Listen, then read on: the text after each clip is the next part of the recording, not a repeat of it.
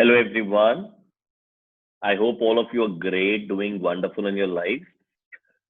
And as promised you yesterday, I have brought to you the first chapter of 10th standard, that is the carbon and its compounds. मैंने आप सबके साथ एक promise किया था कि हम 10th और 12th को इकट्ठे चलाएंगे वीक में 4 days, Monday, Wednesday, Friday, Sunday, 10th at 8 p.m. and 12th at 9:30 p.m. Similarly, Tuesday, Thursday, Sunday बच्चा लोग हम Tuesday, Thursday and Saturday हम लोग लेकर आएंगे आपके पास 9th और 11th सेम टाइमिंग्स पे। 9th पहले दैट इज 8 बजे और 11th हम लाएंगे 9:30 बजे। तो प्रॉमिस के अकॉर्डिंग मैंने आपको ये भी कहा था कि मैं आपको करवाऊंगा कार्बोनेटेड कंपाउंड्स। तो कार्बोनेटेड कंपाउंड्स हम स्टार्ट करेंगे। केमिस्ट्री का सबसे अच्छा माना गया चैप्टर है ये। दूसरा गाइस, मैं आपको हर बार बताता हूँ, अगर आपने मेरे साथ पढ़ना है तो आपको छोटी सी कंडीशन है। वो क्या है?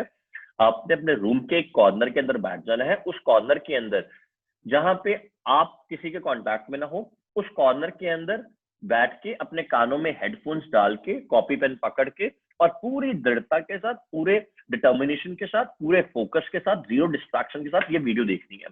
तभी ये वीडियो समझ आएगी। और इस बात की मैं 120% गारंटी करता हूँ, अगर आपने ये वीडियो देख ली, अगले 40 से लेके 60 मिनट अगर कार्बन एंड इट्स कंपाउंड्स में से एक ऐसा क्वेश्चन मिल जाए पूरी दुनिया भर में जो आप नहीं सॉल्व करो इस रिड्यूस सिलेबस के अकॉर्डिंग 2021-22 के, तो आप मेरा चैनल अनसब्सक्राइब करके यहां से जा सकते। इस बात की गारंटी देता हूं। और अगर आपको पूरा का पूरा समझ लग जाए तो आपने ये वीडियो सब लोगों तक पहुंचानी है ताकि उन लोगों को आपकी तरफ फायदा मिल सके। ठीक है, ये मैं आपके साथ प्रॉमिस करता हूँ कि आपको 120% इस चैप्टर को समझ आएगा। समझाने से पहले मैं आपको छोटी सी बात बताता हूँ। मैं अपने कॉलेज में था पटियाला के अंदर, जो मैं यूनिवर्सिटी के अंदर था, मैं अपने बीटेक कर रहा था, बैचलर्स कर रहा था। तो हमारे एक प्रोफेसर थे, वो क्या कहते थे, सब बच्चों को कहते, बच्चों आज जितना किसी आपके लिए अप्रिशिएट करते हो, आने वाले टाइम में लोग उतना आपको अप्रिशिएट करते हैं। जितना आप लोगों को आज अप्रिशिएट करोगे। फॉर एग्जाम्पल, हम एक सेमिनार में गए तो वो कहते सब क्लैपिंग करो। तो हमने नहीं की भाई, क्लैपिंग कौन करता है? ठीक है, उन्होंने एक बड़ी अच्छी बात बताई, उसके बाद हमने बहुत क्लैपिंग की। वो कहते जितनी आप क्लैपिंग करते हो, साइंस इसके पीछे बहुत बड़े लॉजिक लाती है। जितनी आप क्लैपिंग करते हो, आपकी बॉडी में उतनी गर्माइश आती है, आपकी बॉडी के अंदर उतना गर्म जोश आता है। You get very excited, your hormonal levels get very high. Clap sometimes. तभी आप देखना आस पड़ोस के घर के जो गार्डन्स है अपने शहर के, वहां पे जो अच्छे लोग होते हैं, हेल्दी लोग होते हैं, सुबह जाके एक्सरसाइज करते हैं ना। स्कूल में पीटी करवाते थे क्लैपिंग करवा के, because your body gets energised. Similarly, और दूसरा कारण क्या कहता है, कहते ये बहुत आपका फेवरेट कारण होगा। वो सच में मेरा फेवरेट कारण निकला। कहते जब आप क्लैपिंग करते हो ऐसे, है ना, when you clap like this, then what happens, तो क्या होता है, जब आप क्लैप करते हो दो बॉडीज के बीच में, साइंस कहती है फ्रिक्शन होती है। जब फ्रिक्शन आती है तो बॉडी के अंदर गर्माइश पैदा होगी। उस गर्माइश से हाथों के अंदर पसीना आएगा और उस पसीने से हाथों में खुजली होगी। और आपको पता है खुजली होने से क्या आता है? चैट सेक्शन में बताओ मुझे। जब खुजली होती है तो पैसा आता है। कहने का मतलब, कहते जितना आपको पैसा चाहिए उतनी क्लैपिंग करना। सच माना, मैंने बहुत क्लैपिंग की, आज भगवान की दया से हल्का फुल्का कमा रहा हूँ। सिमिलरली, अगर आप चाहते हैं आने वाले टाइम में लोग आपको उतना ही अप्रिशिएट करें, तो आज उतना ही आज इस वीडियो को सपोर्ट करना, उतना ही इस वीडियो को लाइक करना, जितना आने वाले टाइम में आप लोगों से शौहरत, आप लोगों से दौलत और लोगों से इज्जत चाहते हो। ठीक है, तो चलिए बच्चे, हम करते हैं आज कार्बोनेटेड कंपाउंड्स। तो बच्चा लोग, पहले ये लेक्चर किस किस बच्चों के लिए वैलिड है? जो बच्चे 8th और 9th में है और वो कॉम्पिटिटिव एग्जामिनेशन देने की है 2021-2022, जैसे olympiad, home atomic research centre, KVPY, different examination, NSTSC, JSTSC, ऐसे 8वीं और 9वीं कक्षा के बच्चे। जो बच्चे 10वीं के अंदर है, बोर्ड्स दे रहे हैं इसी साल 2021 और 22 में, वो भी इस वीडियो के लिए, वो तो सबसे ज्यादा हकदार है। और जो बच्चे चाहते हैं कि हमें ऑर्गेनिक केमिस्ट्री बहुत मुश्किल लगती है, सर हमें एक फेयर आइडिया दो 11th स्टैंडर्ड की, तो ऑर्गेनिक केमिस्ट्री का आपको यहाँ से एक सिंपलिस्टिक आइडिया मिल जाएगा। ठीक है, तो पहले तो आपको बताना चाहूंगा यहाँ से कुछ बातें। जो कार्बोनेटेड कंपाउंड्स है, इसको हम ऑर्गेनिक केमिस्ट्री भी कहते हैं। तो जब हम बड़ी क्लासेस में जाते हैं, जैसे 11th में और 12th में जाते हैं, तो बच्चों आपको पता होना चाहिए 11th और 12th में केमिस्ट्री की 3 ब्रांचेस बनती है आज की तारीख में। Chemistry is divided 3 chapters, 3 branches. First, chemistry is known as the physical chemistry. इसमें न्यूमेरिकल वगैरह बहुत सारे होते हैं, है ना, न्यूमेरिकल्स, ये फिजिकल केमिस्ट्री का पार्ट बन जाता है। The second type of chemistry is called as inorganic chemistry, इसको आप कहते हो इनऑर्गेनिक केमिस्ट्री। और तीसरी केमिस्ट्री को आप कहते हो बच्चा लोग, क्या कहते हो, ऑर्गेनिक केमिस्ट्री। ये बात समझनी है, it is called as organic chemistry, ये बात जरा आपने समझनी है। So chemistry is divided 3 branches when you go to higher grades. The first is called as physical, the second is called as inorganic, the third is called organic. आप सोचोगे कि sir इसका क्या रिलेशन है? बेटा अगर तो आपको सिर्फ चैप्टर के क्वेश्चन आंसर करने ना, तो पड़ोस में हिंदी वाली मैडमों को आपको वो चैप्टर करवा दे। अगर आपको चैप्टर की इन डेप्थ नॉलेज होनी चाहिए कि कोई आपके सामने बैठ गया किसी भी क्लास का, चाहे वो 11th का, चाहे वो 12th का, चाहे वो ग्रेजुएट में, चाहे वो पोस्ट ग्रेजुएशन में, और आपने कसम खाई है कि कार्बन कंपाउंड्स की धज्जियां उड़ानी है, तो आपको ये लेक्चर देखना है, ठीक है। अगर आपको सिर्फ पास होना है तो आस पड़ोस में किसी हिंदी पंजाबी वाली मैडमों को आपको चैप्टर के क्वेश्चन आंसर करवा दे, रट्टा मारना आपसे। तो there is no cramming here chemistry. I want to prove कि लोग दिखाते हैं कोटा फैक्ट्री में केमिस्ट्री क्रैमिंग है, exception. I want to prove that chemistry is not an exception.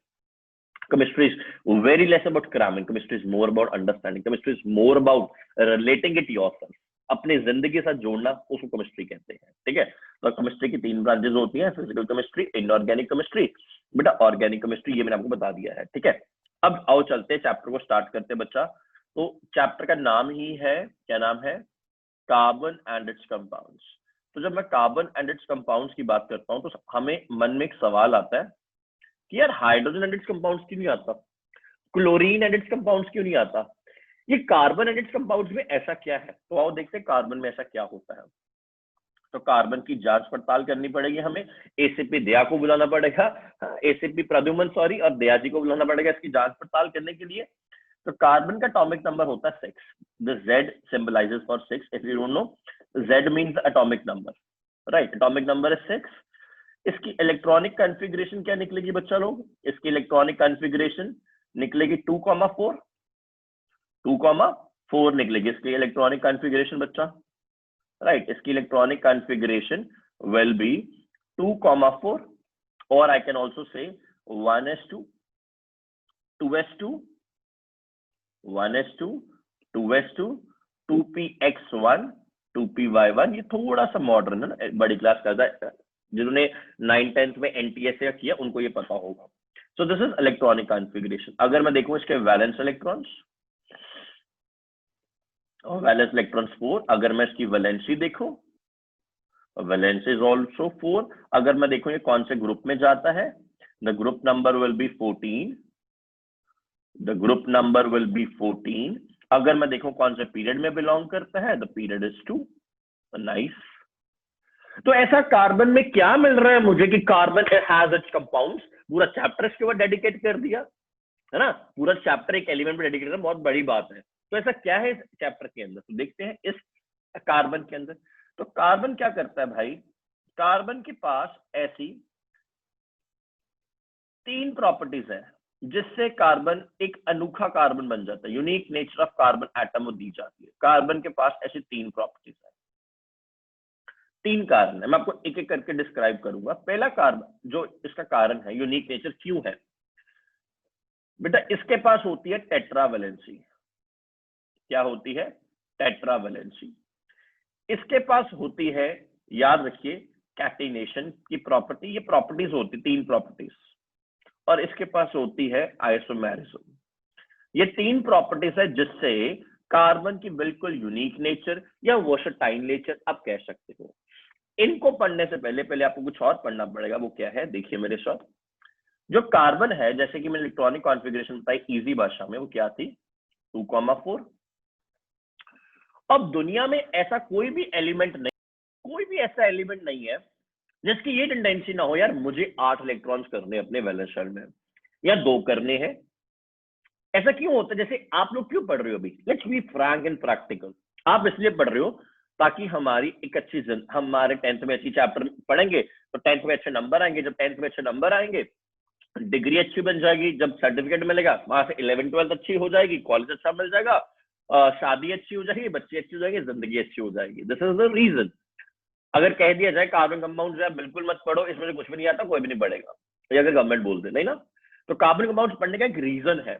इसी तरह हर एलिमेंट के काम करने का, हर एलिमेंट में कुछ ना कुछ गेन या लूज या ट्रांसफर या शेयर करने का कोई कारण होता है। वो कारण होता है, उसको चाहिए होते हैं 8 electron. How many electrons does it need? 8 electrons in its valence shell, और exception is helium that it needs 2 electrons in the valence shell, जिससे वो क्या बन जाता है? ऑक्टेट या ड्यूप्लेट बना लेता है, एलिमेंट की स्टेबिलिटी बना लेता है। इस बात को समझते हो? अब कार्बन, इसके पास दो ऑप्शन है। पहली ऑप्शन क्या है? ये अपने 4 electrons lose 4 electrons in its valence shell कर ले। ये अपने 4 इलेक्ट्रॉन्स अपने वैलेंस शेल में लूज कर ले, या फिर ये 4 इलेक्ट्रॉन्स भाई लोग गेन कर ले, gain 4 electrons in its valence shell. ये मेरी बात समझना, अगर नहीं लगी समझ, ठीक है। अगर ये लूज करता 4 इलेक्ट्रॉन्स तो क्या बनेगा? इसकी इलेक्ट्रॉनिक कॉन्फ़िगरेशन क्या बन जाएगी बच्चा लोग? 2 बन जाएगी, और साथ ही यार ये बन जाएगा C minus 4 electrons will give you C plus 4. This was having 2,4 and this is having 2. Correct, my friends? अगर ये 4 इलेक्ट्रॉन गेन करता है, इसकी इलेक्ट्रॉनिक कॉन्फ़िगरेशन क्या बनेगी बेटा? 2,8, that is C plus 4 electrons will give you C minus 4, that means 2,4 will give you 2,8. ये बात नहीं लगेगी तो मुझे बताना नहीं लग रही समझ। इसका मतलब यहां पे ये कैटायन बन गया और यहां पे ये अनायन बन गया। इसके पास दो ही ऑप्शंस थी, यहां तो ये करता है 4 इलेक्ट्रॉन लूज करता वैलेंस शेल से, या ये 4 इलेक्ट्रॉन गेन करता। बट कार्बन की बदकिस्मती कह लो या कार्बन की किस्मत कह लो, कुछ भी आप कह सकते हो। कार्बन की किस्मत या बदकिस्मती, ये आपके हाथ में, इसको जज करना कि carbon does not have so much of energy. Carbon के पास इतनी एनर्जी नहीं होती that it can either lose और gain 4 electrons from its valence shell. वो 4 इलेक्ट्रॉन या लूज करे या गेन करे अपनी वैलेंस शेल से।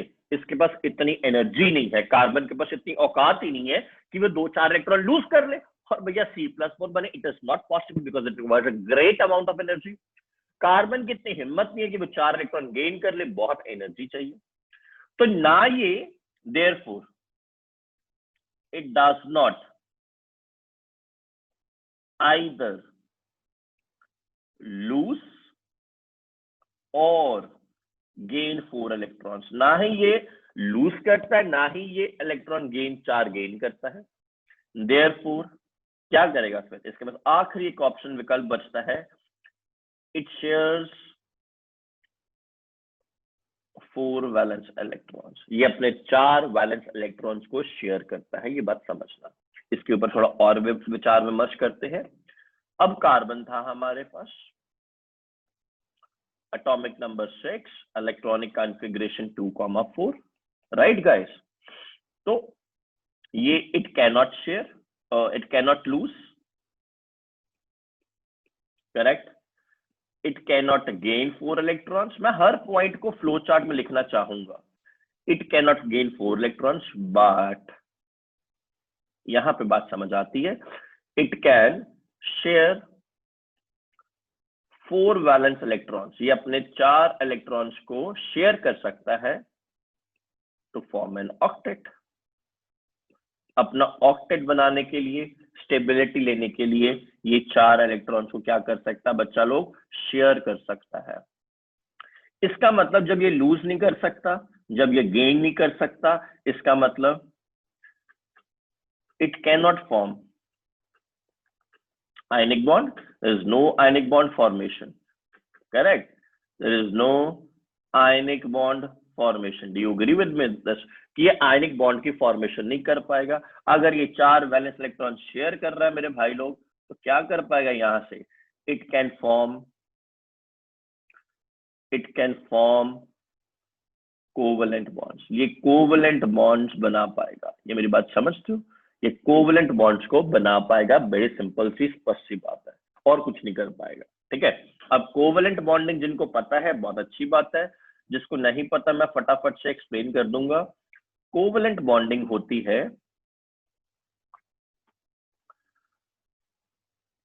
bonding in which there is a share of electrons, there is a sharing of electron, जिसमें sharing of electron होती है उसको हम कोवलेंट बॉन्डिंग कहते हैं. In order to complete the octet, in order to complete the octet, इसको कहते हैं कोवलेंट बॉन्डिंग. ठीक है. फॉर एग्जाम्पल मैं कार्बन के एग्जाम्पल लेता हूं. CH4, कार्बन के पास इसमें कितने वैलेंस इलेक्ट्रॉन है? 4. ये लग गए 4. हाइड्रोजन के पास कितने होते हैं? 1. हाइड्रोजन के पास 1 वैलेंस इलेक्ट्रॉन हो गया. ओके. अब ये बना गया बॉन्ड. अब जरा आपने बड़े ध्यान से देखना है. मैं जो ब्लू मार्क्स पेन से सर्कल कर रहा हूं. कार्बन के पास कितने हैं? कितने शेयर कर रहे हैं? 2. राइट. 2 4, 2 6, 2 8. इसने शेयर कर लिए, ना दिए ना लिए. कहता मैं शेयरिंग में बिलीव करता हूं, कोलैबोरेशन में बिलीव करता हूं, प्यार मोहब्बत में बिलीव करता हूं. इसको कहते हैं कोवलेंट बॉन्डिंग. याद रखना बच्चों, covalent bonding is always formed between two non-metals. It is always formed between two non-metals. If I talk about the ionic bonding is always between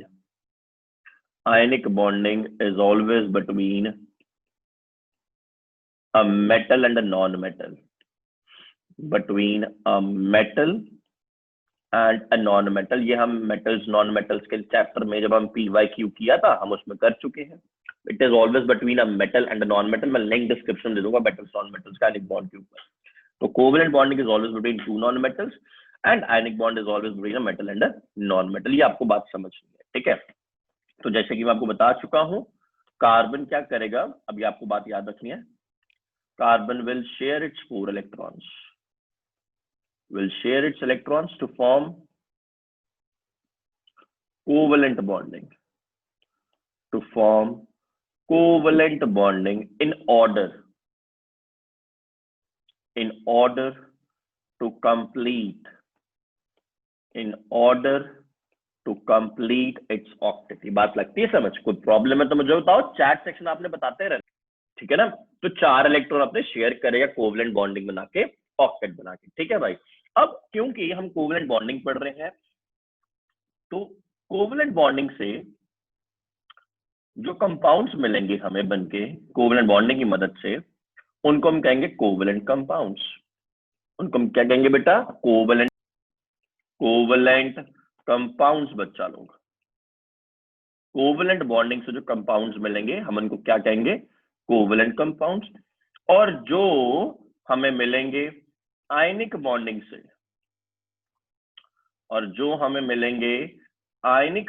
से, उनको हम कहेंगे आयनिक और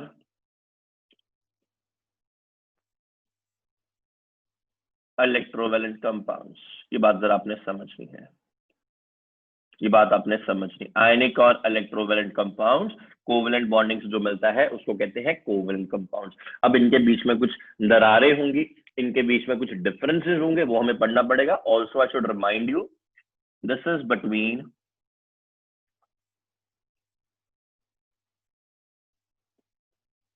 two non-metals, and sir, this is between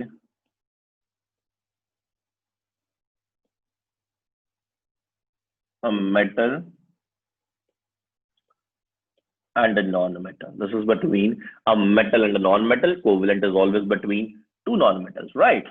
आओ जी covalent compounds के और ionic compounds के differences कर लेते हैं. बहुत इजी भाषा में बताऊंगा ताकि आपको बोर्ड में याद करना इजी हो जाए. मैं तो बोर्ड की काम करता हूं. Ionic compounds,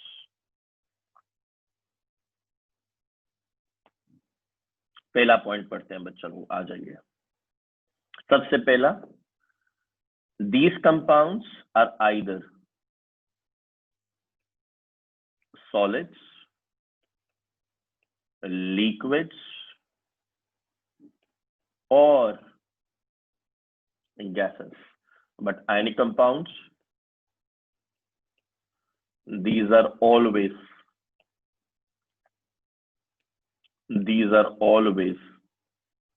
solids only. ये बात बहुत इंपॉर्टेंट है, बहुत इंपॉर्टेंट है, बहुत इंपॉर्टेंट। अभी मैं प्रूव करूंगा इसको आने वाले टाइम में, 2 मिनट के अंदर अंदर। These compounds have weak forces of attraction between their constituent particles.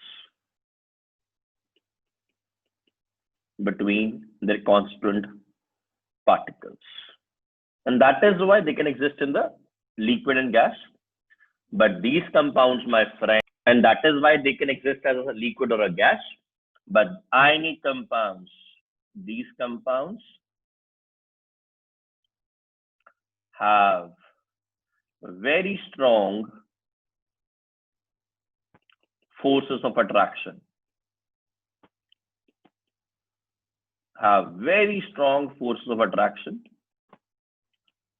Between their constituent particles, that is ions.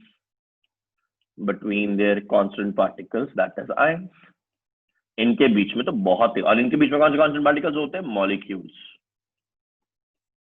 ये बात जरा समझना। Next point is very important. These compounds, 5 difference कर लेंगे या 4 कर लेंगे। These compounds are insoluble in water and are soluble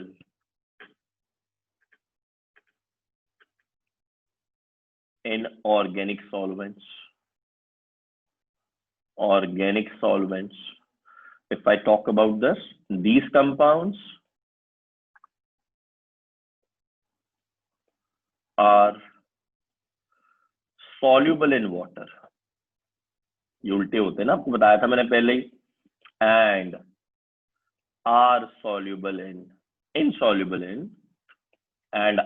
insoluble in organic solvents.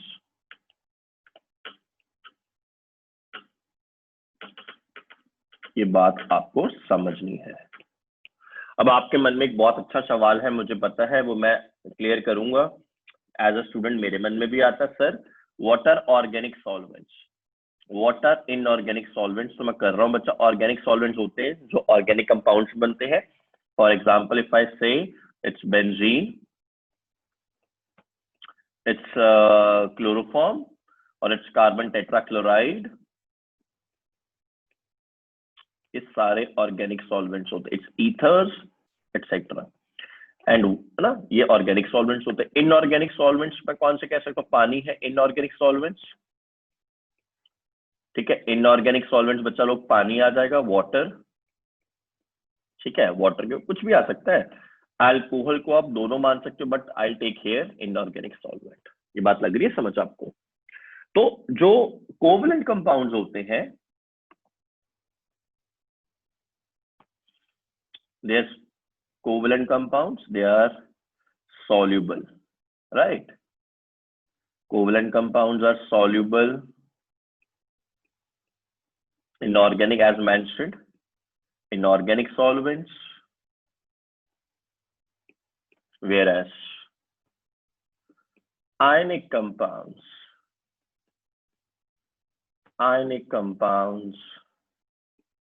are soluble in inorganic solvents. ये बात आपको, इसका बहुत बड़ा एक कारण है, मैं किसी और दिन बताऊंगा। हम 11th में पढ़ाते हैं। जो बच्चे 11th के मेरे देख रहे होंगे वो इसको रिलेट कर सकते हैं और मुझे चैट सेक्शन में बता सकते हैं। दूसरी बात, अगर आपको वीडियो पसंद आ रही है, लाइक करो। लाइक करने में कंजूसी नहीं करनी, शेयर करो, कमेंट करो, सब कुछ करो, ठीक है। अगर आपको पसंद आती, नहीं आती तो मत, कुछ नहीं करना, सिंपल सी बात है। नेक्स्ट पॉइंट बेटा लोग, these compounds do not conduct electricity. They do not conduct electricity. ये बात सिंपल याद रखनी है, ठीक है, बिकॉज मैं ये मानता हूं these are non electrolytes, these are non-electrolytes. I hope you understand the meaning of non-electrolytes. नहीं पता तो मुझे यहाँ पे डालिए चैट में, मैं आपको बता देता हूँ। These compounds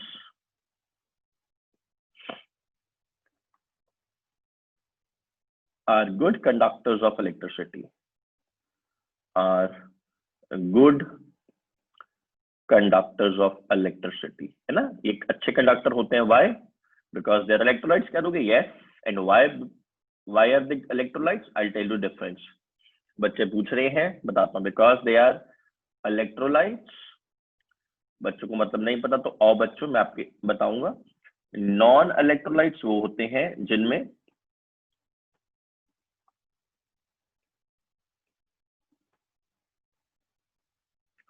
presence of molecules हो। Electrolytes presence of ions, presence of ions. But बात याद रखना है, ये गुड कंडक्टर्स तभी होते हैं इफ इन मोल्टन और aqueous solution state। ये बात याद रख लेनी है, ठीक है। इसका मैं थोड़ा सा और ब्रीफ करूंगा, 5th पॉइंट बताऊंगा आपको। इमेजिन कर लीजिए मेरे पास सॉलिड NaCl है ना, NaCl sodium chloride. It is an ionic compound, it is an ionic compound. अगर ये सॉलिड NaCl हुआ, अगर ये सॉलिड NaCl हुआ, it can not conduct electricity, simple सी बात। और अगर ये मोल्टन और एक्वस हुआ NaCl, it can conduct electricity. अगर आपको सीखना है क्यों बेटा, जाइए मेरे मेटल नॉन मेटल के लेक्चर में, उसमें सीखिए। मुझे डिस्क्रिप्शन में लिंक डाल रहा हूँ, कैन कंडक्ट इलेक्ट्रिसिटी। कारण है उसमें फोर्स ऑफ अट्रैक्शन वीक होती है, इसमें बहुत स्ट्रांग होती है, ठीक है। ये आपको पता होना चाहिए, उस चैप्टर का पार्ट है। तो लास्ट पॉइंट आ जाइए, 5th पॉइंट करें बेटा इसका। These compounds have very low melting point and boiling point due to weak intermolecular forces of attraction, due to weak intermolecular forces of attraction। और ये बच्चा लोग, these compounds have very high, these compounds have very high melting point and boiling point due to strong intermolecular forces of attraction। ये बात आपको सीखनी है, ठीक है बच्चों। ये बात अच्छे से लग गई समझ। तो ये था आयनिक और कोवेलेंट का डिफरेंस। तो रिपीट करना चाहते हो मेरे साथ तो कर लेते हैं रिपीट, कोई दिक्कत नहीं। तो कोवेलेंट कंपाउंड्स हमने सबसे पहले पढ़ा, ये सॉलिड्स में हो सकते हैं, लिक्विड्स में हो सकते हैं, गैसेस में हो सकते हैं। उससे भी पहले पढ़ा एक डिफरेंस जो कहीं नहीं लिखा, it is always formed between two non metals and this is formed between a metal and non metal. ये किताबों में लिखा, ये विशाल नहीं है, एक्सक्लूसिव है ना। और ये बेटा सॉलिड्स होते हैं, इनमें वीक फोर्स ऑफ अट्रैक्शन होती है कांस्टेंट पार्टिकल्स के अंदर, जिनके अंदर बहुत स्ट्रॉन्ग फोर्स ऑफ अट्रैक्शन होती है। इनमें मॉलिक्यूल्स होते हैं, इनमें आयंस होते हैं, ये इनसॉल्युबल इन वाटर होते हैं, और ये सॉल्युबल इन इनऑर्गेनिक सॉल्वेंट्स, ये soluble in water and insoluble in inorganic solvents, ठीक है बेटा। मैंने एग्जांपल दिया ऑर्गेनिक सॉल्वेंट्स का, बेंजीन, कार्बन टेट्राक्लोराइड, इनऑर्गेनिक का पानी, शराब, अल्कोहल। और बताया इसमें कोवेलेंट कंपाउंड सॉल्युबल है, इसमें inorganic compound, ionic compound soluble है। They do not conduct electricity because these are non-electrolytes. Why? Because of the presence of molecules. These conduct electricity only if they are in the molten or aqueous solution state because they are electrolytes, presence of ions. ये बात लग रही है समझ? और पांचवा मैंने आखिर में बताया कि इसका low melting point boiling point होता है वीक फोर्स ऑफ अट्रैक्शन कारण, इसका high melting point boiling point due to strong molecular force of attraction. ये आयनिक कंपाउंड है तो ये सॉलिड है, बिजली नहीं कंडक्ट करेगा, ये मोल्टन या एक्वस सोल्यूशन में कंडक्ट करेगा बिजली। ये बात आपने सीख लेनी है अच्छे से, ठीक है? यहां तक कोई डाउट है तो मुझे बताओ, अगर नहीं तो मुझे एक लाइक का बटन दीजिए यस करके चैट सेक्शन में कि आपको सारा समझ आ रहा है। अब बच्चा लोग हम करेंगे electron dot structures, electron dot structures of covalent molecules और कंपाउंड्स, इनके आओ करें।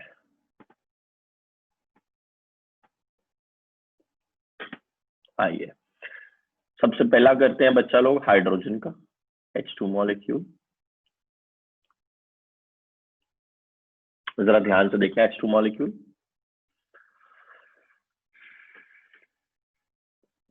बहुत सारे करने के वेज है, मैं सिंपलिस्टिक वे में जाऊंगा जिसको हम लुईस डॉट स्ट्रक्चर भी बोलते हैं, ठीक है? सिंपलिस्टिक वे में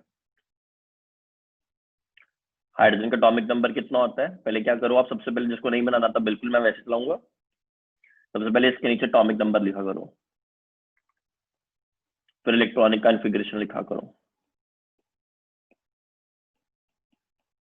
ये बात आपने समझनी है। जितने इलेक्ट्रॉनिक कॉन्फ़िगरेशन के वैलेंस शेल में इलेक्ट्रॉनों को डाल दिया करो।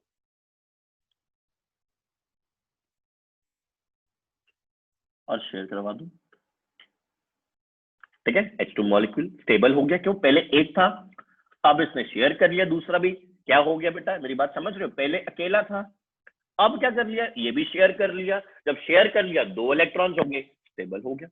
मेरी बात समझ रहे हो? तो क्या करेंगे हम इसको करें, कुछ लोग मैं बताता हूं आपको डायग्राम्स कैसे बनाते हैं, तो I don't feel any kind of a difference. वो कुछ ऐसा बनाएंगे, मुझे कोई डिफरेंस समझ नहीं आता एक्सेप्ट दीज राउंड्स। तो my friends, it is same thing. Don't get confused in the diagrams. You should know the concept very well. Diagram is not proper. ये दोनों, this and this in the boards is both widely acceptable everywhere. There is no problem. अगर ये समझ आता है तो मुझे chat section में बताओ, नहीं आता तो दोबारा बताओ। मैं समझ आता है कि नहीं आता? नहीं आता तो बताओ, नहीं आता मैं दोबारा करवाऊंगा। आता है? बहुत बढ़िया, नाइस। तो मैं और करवाऊंगा, अभी तो स्टार्ट हुए हैं, this is just a warm up practice, not even. चलो सेकंड करते हैं बच्चा लोग, क्लोरीन मॉलिक्यूल।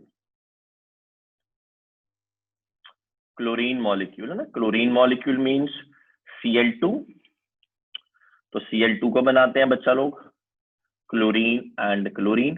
तो जैसे मैंने बताया पहले इलेक्ट्रॉनिक कॉन्फ़िगरेशन डायरेक्ट लिख दीजिए 2 8, 7।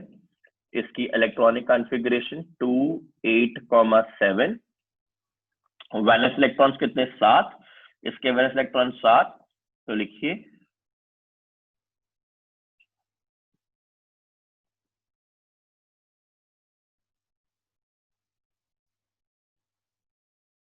शेयर करवा दिए, ठीक है? कोई दिक्कत नहीं, दोनों में से कौन सा मर्जी बनाओ। अगर आप कहते हो नहीं सर मुझे वो भी बनाना है तो मैं ये लास्ट से बना दूंगा। I don't personally recommend because it's so, you can do any one which you like, ठीक है? मेरी ड्राइंग थोड़ी ढीली, आपको पता बचपन से ही, तो मैं नहीं करता वो डायग्राम। आप कर सकते हो, आपको कोई मना ही नहीं है, आपको जो इजी लगता आप करिए।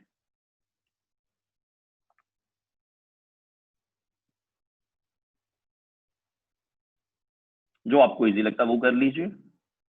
कितने इलेक्ट्रॉन्स आ गए इसके वैलेंस शेल में? वो देखिए वैलेंस शेल में कितने आने, वो देखिए 2 आएंगे, क्योंकि एक ये कॉमन शेल में, ये इसके आगे, बाकी इसके यहां रह जाएंगे। हो गए ना 8, ठीक है? जौन सा मर्जी बना सकते हो, आपकी अपनी मर्जी है। थर्ड करते हैं बच्चा लोग structure, hydrogen chloride molecule, hydrogen chloride molecule. आओ जी, ये हाइड्रोजन आ गया, ये क्लोरीन आ गया। एटॉमिक नंबर कितना आया 1, ये इलेक्ट्रॉनिक कॉन्फ़िगरेशन आ गई इसकी 1। इसका एटॉमिक नंबर कितना है 17, इलेक्ट्रॉनिक कॉन्फ़िगरेशन 2,8,7, तो इसके पास 1 चले गया, इसके पास 7 जाने हैं। जब दो डिफरेंट मॉलिक्यूल्स हो, एटम्स हो, तो डिफरेंट स्ट्रक्चर बना, डिफरेंट डॉट्स डाला करो। अब ये वाला दोनों ने क्या कर लिया, शेयर कर लिया। इसने भी, ये कहता ठीक है मैं भी शेयर कर लेता हूं, आप भी शेयर कर लो। जब इनके बीच में शेयरिंग होगी, इसको कहते हैं हाइड्रोजन क्लोराइड मॉलिक्यूल। इसको हम दोबारा लिख सकते हैं ऐसे HCl। इस शेयरिंग का फर्क क्या पड़ा, इस शेयरिंग का असर ये हुआ भाई, इसके पास 1 नहीं रहा, इसके पास 2 आ गए, इसके पास 7 नहीं रहे, इसके पास 8 हो गए। ये शेयरिंग का फर्क पड़ा, इसको कहते हैं कोवेलेंट बॉन्डिंग, शेयरिंग कर लिया। इसको भी मिल गया, इसको मिल गया, दोनों ने शेयरिंग कर ली। ठीक है, और नेक्स्ट करते हैं बच्चा लोग। अब आप कर सकते हो फटाफट से मेरे साथ, है ना। अब आप लोग फटाफट से मेरे नेक्स्ट करते हैं वाटर मॉलिक्यूल, 2 बना लेते हैं फटाफट से। अब आपको थोड़े थोड़े समझ लग गए। वाटर मॉलिक्यूल साथ बना लेते हैं अमोनिया मॉलिक्यूल, अमोनिया का मॉलिक्यूल बना लेते हैं।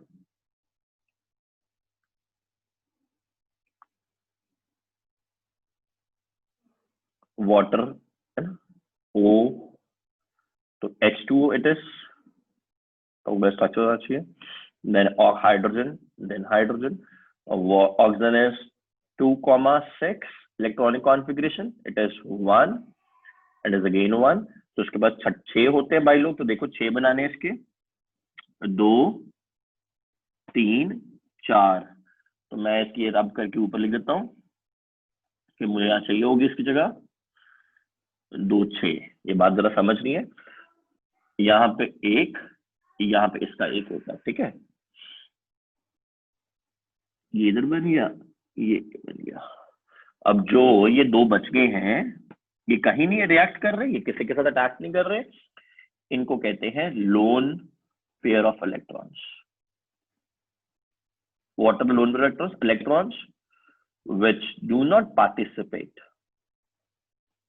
Electrons which do not participate in the bonding. Maybe आप 10th में ना हो, but आपको ये बेसिक नॉलेज है। जैसे 2,2 करने के लिए आपको पढ़ना पड़ेगा ना 1, तो ये भी पढ़ना पड़ेगा। Electrons which do not participate in the bonding is called as lone pair of electrons. ठीक है, इसका असर क्या हुआ, देखो भाई, ये 1 और ये 1 2 हो गया, ये 1 और ये 1 2 हो गया। अच्छा, 4 5 6 7 8 इसके भी पूरे हो गए।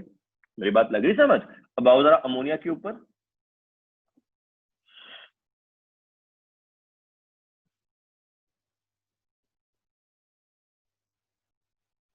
आपको पता 2,5 होता है, 5 होते हैं इसके, 1 2 3 एंड 2 5।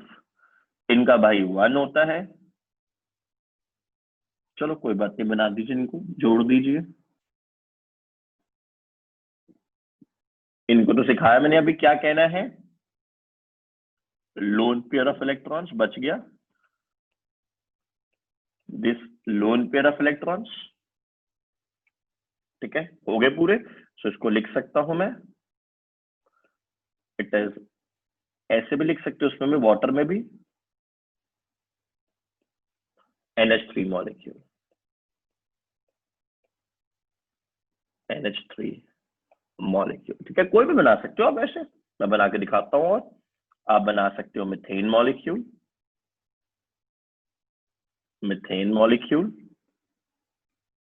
आप बना सकते हो इथेन मॉलिक्यूल, और बनाते हैं जितने मर्जी बनवा लो मेरे से, मैं बनाऊंगा आपके साथ। Ethane molecule, methane, the formula you should know ना, CH4, ethane the formula you should know C2H6। Carbon, electrons कितने होते हैं कार्बन पास बैलेंस में, 4। हाइड्रोजन कितने हैं, 4। ये तो आपने अभी पीछे भी बनाया, राइट राइट। और इनको ज्वाइन करवा दें।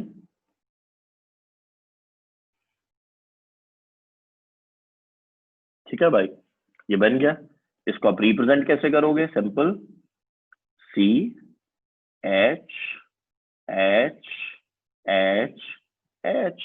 इसको आप कहते हैं CH4 मॉलिक्यूल। अच्छा, कुछ बच्चे मेरे से पूछते हैं सर ये क्या चीज है, ये लाइन क्यों डाली? बेटा ये लाइन नहीं है, ये कोवेलेंट बॉन्ड है। कुछ बच्चे कहते हैं सर माइनस का साइन क्यों है? This is a covalent bond, ठीक है। This is here also a covalent bond. आओ इथेन मॉलिक्यूल बनाते हैं, 2 कार्बन 6 हाइड्रोजन।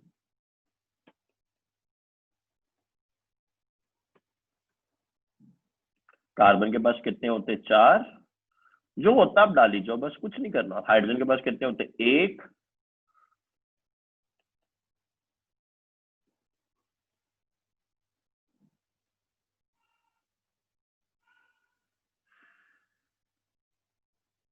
ठीक है बेटा, सिंपल। अगर कुछ नहीं लगेगा बता देना मुझे, सर नहीं लग रहा हमें समझ। सिंपल है, चैट सेक्शन में डालते रहिए मुझे फटाफट से कि सर लग रहा है समझ, मेरा उत्साह बढ़ाते रहिए। So these are covalent bonds, ये सारे कोवेलेंट बॉन्ड्स होते हैं, शेयरिंग ऑफ इलेक्ट्रॉन्स जो बनते हैं, ठीक है। लग गया समझ? क्लियर है बच्चों? These are covalent bonds. आओ जी 7th करते हैं बच्चों। 7th करते हैं बेटा, oxygen molecule. Then you have nitrogen molecule. And then you have a nitrogen molecule. Oxygen molecule पता ही आपको, it's O2. It is N2. आओ जी O2 में जाते हैं। ऑक्सीजन के पास कितने होते हैं? 2,6 2,6। अब इसको 2 चाहिए यहाँ पे शेयरिंग के लिए, 1 नहीं चाहिए ना।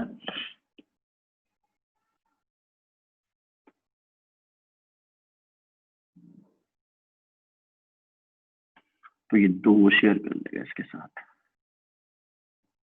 मेरी बात समझ पा रहे हो? ये 2 शेयर कर लेगा, तो इसका स्ट्रक्चर बाद में कैसे बनेगा?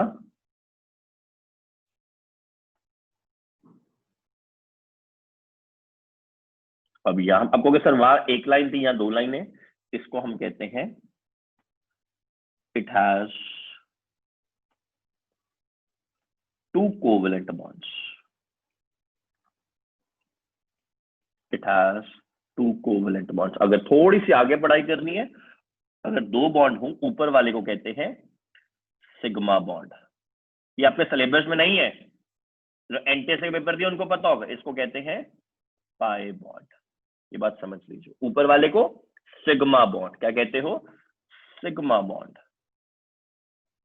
ऊपर वाला हमेशा डबल बॉन्ड में, और नीचे वाले में पाई बॉन्ड। ये पाई बड़ी अच्छी चीज है ना, फिजिक्स में भी आ जाती है, केमिस्ट्री में भी आ जाती है, मैथ्स में भी आ जाती है, ठीक है। आज नाइट्रोजन में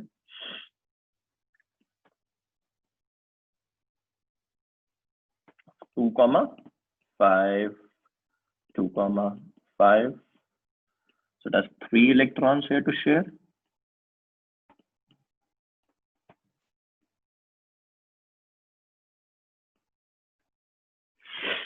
ठीक है भाई, 8 हो गए। तो क्या लिखूंगा यहाँ पे मैं?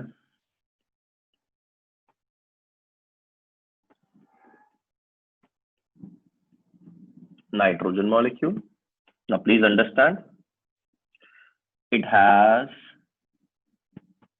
3 covalent bonds. 2 का तो मैंने समझा दिया। जब 3 होते हैं तो ऊपर वाला सिग्मा बॉन्ड, ऊपर वाला सिग्मा बॉन्ड, और नीचे 2 पाई बॉन्ड्स। नीचे वाले जो होते हैं वो 2 पाई बॉन्ड्स होते हैं। ये बात आपको समझनी है अच्छे से। अगर नहीं लगेगी समझ तो आपने कहना सर मुझे समझ नहीं लगी, मुझे दोबारा बता दीजिए, और मुझे चैट सेक्शन में बताना ये भी मजा आ रहा है पढ़ रहे हुए कि नहीं आ रही है, बता देना जरा मुझे। बोरिंग नहीं लगनी चाहिए मेरी पढ़ाई, क्योंकि मैं बहुत इंटरेस्टिंग वे से विजुअलाइजेशन से पढ़ाता हूँ आपको, ठीक है ना। ये आपको पूरा समझ आना। गाइस लग गया ना समझ? अच्छे समझ है, ठीक है। आओ 9th करते हैं। एग्जाम्पल्स की कमी नहीं हमारे पास, जितने मर्जी एग्जाम्पल्स लो। इथीन मॉलिक्यूल है ना, इथीन मॉलिक्यूल। आइए इथीन मॉलिक्यूल, आपको नाम पता होना चाहिए, बात ये है, फॉर्मूला पता होना चाहिए, वो जरूरी है, उसके बिना काम नहीं हो पाएगा। 10th करते हैं बच्चों, इथाइन मॉलिक्यूल। अच्छा, इनके एक और नाम होते, जैसे घर का छोटू बबलू है ना, ऐसे। इथीन को कहते हैं इथाइलीन भी कहते हैं, इथाइन को कहते हैं एसेटाइलिन भी कहते हैं। नाम में बहुत छोटा सा फर्क है, ध्यान से करना है, नामों का बहुत छोटा सा अंतर होता है ऑर्गेनिक में। तो इथीन में 2 कार्बन 4 हाइड्रोजन, 2 कार्बन 4 हाइड्रोजन, ठीक है। तो 4 बॉन्ड्स होते हैं, एक और एक तो लग गया। अब बाकी 2 कहां लगेंगे, यहां लग जाएंगे।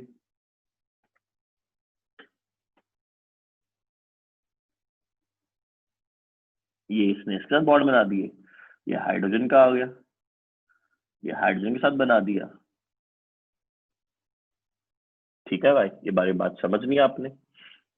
तो क्या स्ट्रक्चर बनेगा इसका, C double bond C, C double bond C, H H H and then H also.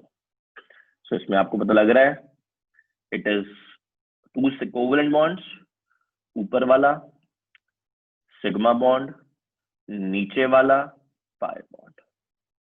ठीक है बच्चों, चलिए यहां पे देखते हैं 2 कार्बन एक एक हाइड्रोजन है ना, 2 हाइड्रोजन से वहां। आपको लग गया समझ? अब आपको देख के पता लग रहा होगा यहाँ पे ट्रिपल बॉन्ड बनना है, मतलब 1 सिग्मा 2 पाई, 1 सिग्मा 2 पाई, मतलब सी सी ट्रिपल बॉन्ड,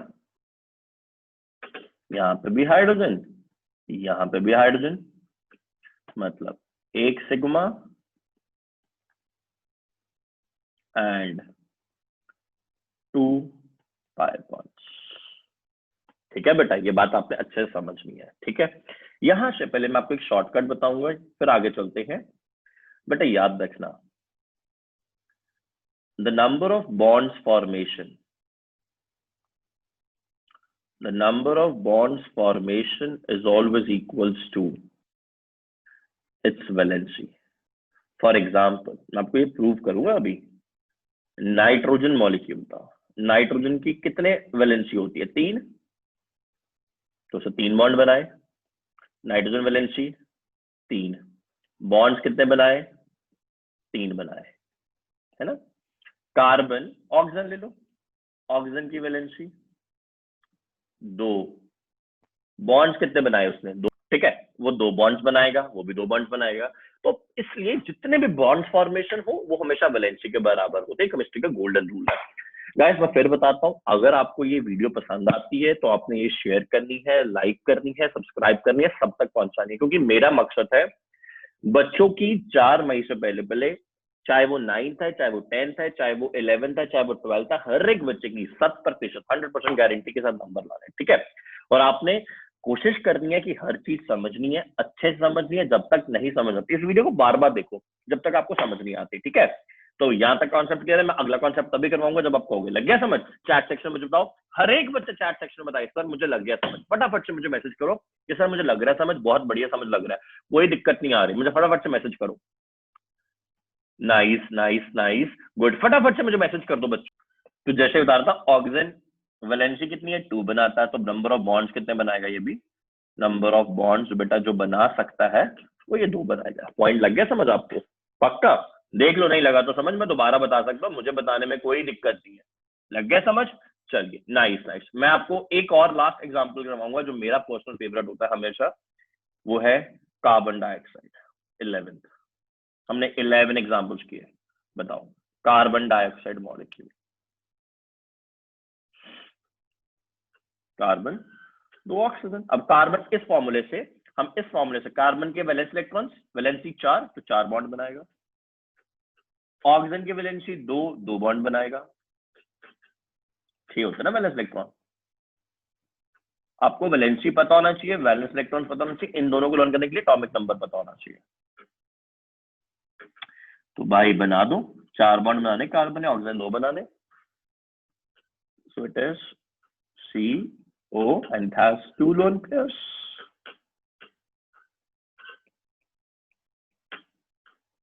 ठीक है, so this is 1 sigma bond This is pi bond. Similarly there, and these are lone pair of electrons. These are lone pair of electrons. Do you understand this very well? चलिए अब हम next topic करेंगे उस परमात्मा का नाम लेके बेटा, वो है very important, that is called as allotropy, क्योंकि आपके सिलेबस में बचा ही नहीं कुछ इस बार चैप्टर के अंदर allotropy. So it is the phenomena in which the elements or compounds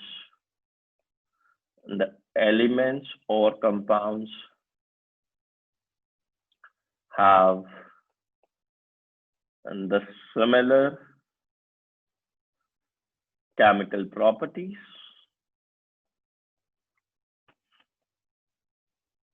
but different physical properties.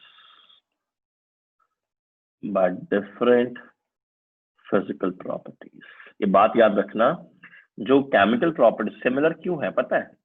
क्योंकि इनका एटॉमिक नंबर सेम है. पीरियोडिक टेबल में पढ़ा है, एटॉमिक नंबर सेम है. उस एटॉमिक नंबर सेम होने से क्या होता है भाई? इसमें वैलेंस इलेक्ट्रॉन सेम, और अगर वैलेंस इलेक्ट्रॉन सेम होते हैं तो केमिकल प्रॉपर्टीज ऑटोमेटिकली सेम होती हैं. ठीक है, तो it has different physical properties. ठीक है, बहुत सारे लोगों की एलोट्रॉपी होती है, सिलिकॉन की है, फास्फोरस की है, कार्बन की. अब चैप्टर पढ़ रहे कार्बन और कार्बन की पढ़नी पड़ेगी. So there are different carbon allotropes. There are 3 different allotropes of carbon. 3 होते हैं. पहला हम पढ़ेंगे अभी डायमंड को, स्ट्रक्चर को स्टडी करेंगे, बहुत शॉर्ट में करवाऊंगा. दूसरा ग्रेफाइट, और तीसरा होता है मेरे भाई buckminster fullerene, that is C60 carbon. ये C60 कार्बन होगा बच्चा लोग. ठीक है, 3 हमारे स्ट्रक्चर्स है, हमने 3 पढ़ने हैं. तीनों की केमिकल प्रॉपर्टीज सेम होंगी बट तीनों के फिजिकल स्ट्रक्चर्स या फिजिकल प्रॉपर्टीज डिफरेंट. आओ पहला करते हैं बच्चा लोग, स्ट्रक्चर बना लेते हैं. फिर डायमंड और ग्रेफाइट को. ठीक है, ये डायमंड बनाया हमने और ये ग्रेफाइट बनाया. सबसे पहला डिफरेंस जो आपको नहीं पता मैं बता देता हूं, जो किताबों में भी नहीं होता. It has sp3 hybridisation. अब मैं क्या होता है ये नहीं बताऊंगा. जो बच्चे ओलंपियाड NTSE पढ़ते हैं उनको पता है, बोर्ड्स के लिए नहीं जरूरत है. इट इज sp2 हाइब्रिडाइजेशन और हाइब्रिडाइज्ड. देयरफॉर इसका जो स्ट्रक्चर होता है ना, इट इज टेट्राहेड्रल. इसका टेट्राहेड्रल स्ट्रक्चर होता है. इसका बच्चा लोग प्लेनर स्ट्रक्चर होता है.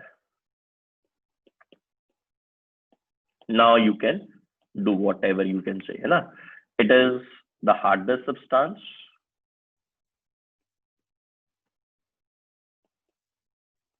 और ये बेटा क्या होता है?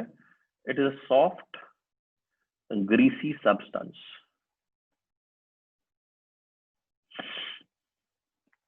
अच्छा जी, और it is a very poor conductor of electricity.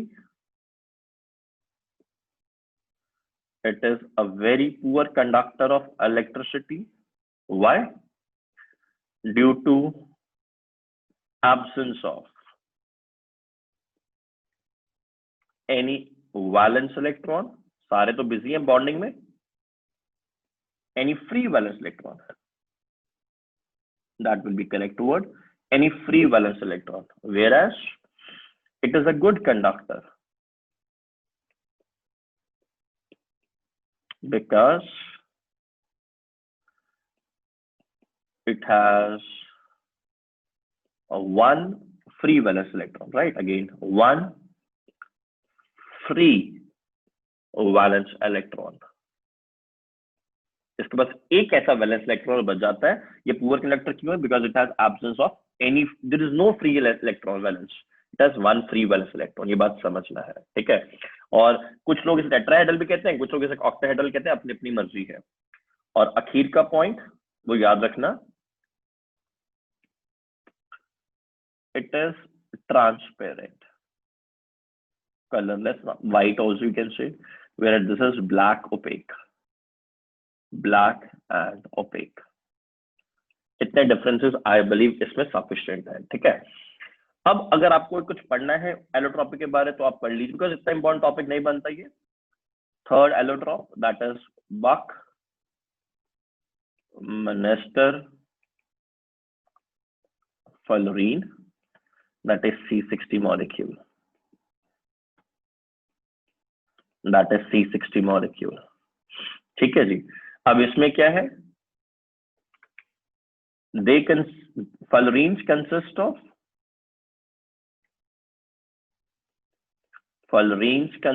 of hollow cage of 60 carbon atoms.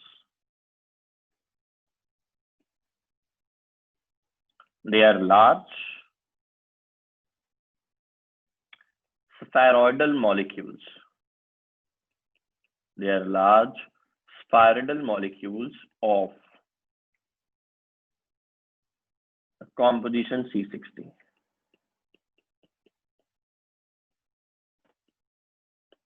ये बात आपने सिंपल सी बात याद रखनी है और कुछ नहीं याद रखना, ठीक है। लास्ट टॉपिक है बेटा इस लेक्चर का और इस चैप्टर का, वो क्या है, पूरा कार्बन कंपाउंड चलता कैसे है। तो सबसे पहले आपको एक शब्द याद रखना है, hydrocarbons. What are hydrocarbons? Hydrocarbons are the compounds of hydrogen and carbon only. Compounds of hydrogen and carbon only. ये बात जरा समझनी है, ठीक है। हाइड्रोकार्बन्स में दो फर्दर टाइप्स आपको मिलती हैं। एक मिलती है सैचुरेटेड हाइड्रोकार्बन्स,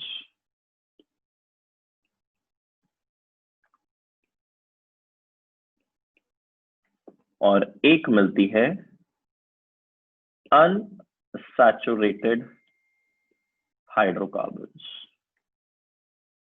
जो सैचुरेटेड हाइड्रोकार्बन्स होते हैं बच्चा लोग, इसमें क्या मिलता है, it consist of single bond, और इसमें डबल बॉन्ड और ट्रिपल बॉन्ड भी आपको मिलता है। It has double and triple bond, ठीक है। अच्छा, कुछ बच्चे पूछते हैं when you say about hydrogen and carbon only, अगर मैं कहूं C4H9O, क्या ये हाइड्रोकार्बन है? No, it's not a hydrocarbon. Why? Because इसके अंदर किसकी प्रेजेंस आ गई, हाइड्रोजन कार्बन के साथ साथ ऑक्सीजन की, विच इज नॉट मैंडेटरी। अगर मेरे से कोई पूछे क्या C4H10 एक हाइड्रोकार्बन है, C4H10, yes, it is certainly a hydrocarbon, certainly a hydrocarbon। बात समझ लिया। अगर सिंगल बॉन्ड है तो सिंगल बॉन्ड वालों को आप कहते हो एल्केन्स। क्या कहते हो? Alkanes, the formula being CnH2n+2। अगर डबल बॉन्ड होता है तो उनको कहते हो आप एल्कीन्स। ये सिर्फ बेसिक इंट्रोडक्शन है सिलेबस में, CnH2n। अगर ट्रिपल बॉन्ड होता है माय फ्रेंड्स तो you term them as alkynes. इसका फॉर्मूला मैं अगले पेज पे करवाता हूँ, ठीक है। तो जैसे कि आपने अभी पढ़ा मेरे से, you have alkanes with a single bond, they have single bond, which means the formula CnH2n+2. Then you have alkenes which have double bond, the formula being CnH2n. Then you have alkynes, the formula being the triple bond, which means CnH2n-2. Correct, my friends? जरा बात समझना। Here, this is saturated hydrocarbons.